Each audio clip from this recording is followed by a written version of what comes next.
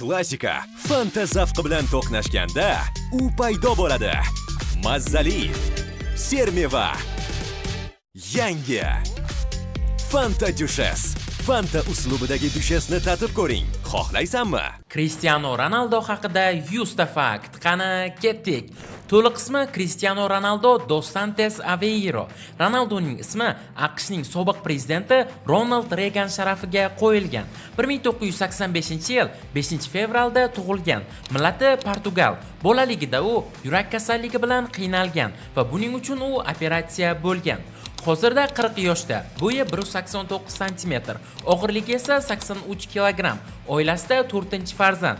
Cristiano futbol o'ynashni 2-3 yoshida boshlagan. 6 yoshida esa maktabga borgan. Maktabda a'lo baholarda o'qigan. Ingliz til fanini yoqtirmagan. 14 yoshida ustozga stul uloqtirgani uchun maktabdan haydalgan. 6 yoshida Adorine klubida o'ynash uchun taklif olgan. Oilasi juda qashshoq bo'lgan va shu sababli Ronaldoni abort qilib tashlashni xohlashgan.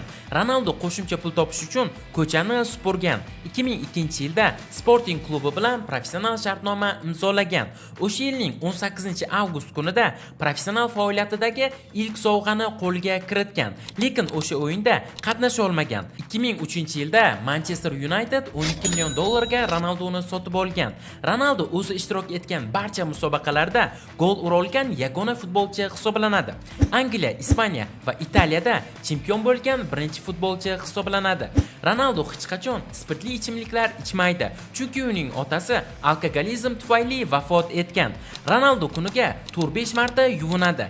Ronaldoda hech qanday tatuirovkalar yo'q, chunki u doim qon topshiradi. Ronaldoning eng yoqtirgan filmi Rocky. Sportingga qarshi o'yinda gol urgan, lekin nishonlamagan. Ronaldo saraton kasalligiga qarshi kurashuvchi eng katta donor hisoblanadi. O'zining birinchi oltin to'pini 2008-yilda qo'lga kiritgan. 2009-yilda rekord summada Real Madrid safiga qo'shilgan.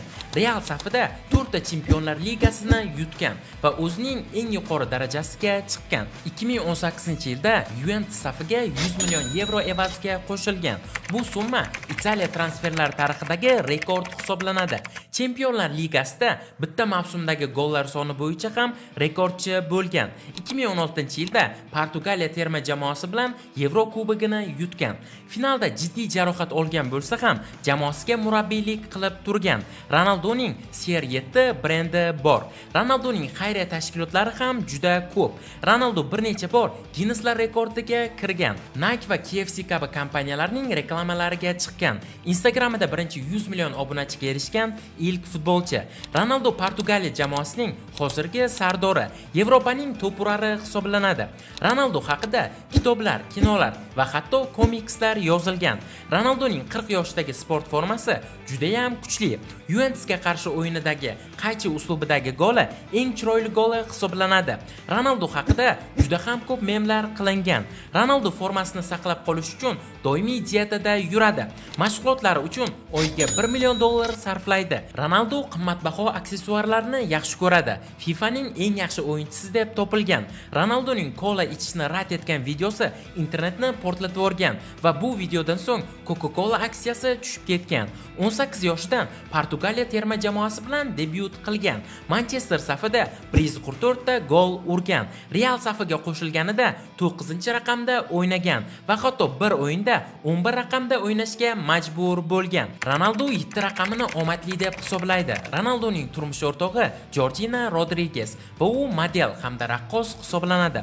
Georgina Rodriguez Ronaldoga Rolls-Royce sovg'a qilgan. Ronaldoning 5 ta farzandi bor. Ronaldo Portugaliyada 10 marta yilning eng yaxshi o'yinchisi deb topilgan. Tezlik, kuch va chidamlilik uni futbol tarixidagi eng mukammal o'yinchiga aylantirgan. Londondagi Madame Tussauds muzeyida Ronaldo haykali mavjud. Ronaldo maydonda motivator hisoblanadi. Jamoadoshlari bilan hazillashishni yoqtiradi. Jahon chempionati boshlanishidan oldin Ten Hag haqida intervyu bergan. Saudiya ligasini Liga 1 dan kuchli deb hisoblaydi. Ronaldoning oyoqlari 100 million yevrodan ortiq summaga sug'urta qilingan. 2021-yilda 12 million million funt evaziga Manchester Unitedga qaytgan, lekin bu transfer omadsiz bo'lgan. Ronaldo hatto basketbolchilardan ham balandroq sakraydi. Jarima zarbalarini tepishdan oldin maxsus pozada turadi. Gol kiritganidan so'ng esa maxsus nishonlaydi. O'zining mashhur jesti bor va buni Mr. Beast ham takrorlab ko'rgan. Ronaldo YouTube kanal ochgan. Mr. Beast Ronaldoga YouTube kanal bo'yicha maslahatlar bergan. Instagram bo'yicha eng ko'p obunachiga erishgan. 3851 ta post joylagan. Uysiz odamlardek kiyinib olib, Madrid ko'chalarida futbol fintlarini qilgan. Agar Ronaldo futbolchi bo'lmaganida, model yoki aktyor bo'lgan bo'lardi. BBC versiyasiga ko'ra, dunyoning eng yaxshi o'yinchisi hisoblanadi. Ronaldo o'zini dunyodagi eng kuchli futbolchi deb biladi. Ronaldo hozir 1000 ta gol kiritish maqsadida o'ynamoqda va hozirgi kungacha 928 ta gol urgan. 40 yoshda ham Saudiyaning eng yaxshi to'purari hisoblanadi, lekin Al Nassr bilan biror marta Saudiya chempioni bo'la olmagan. Ronaldo 2026-yilgi Jahon chempionatini yutishni maqsad qilib qo'ygan.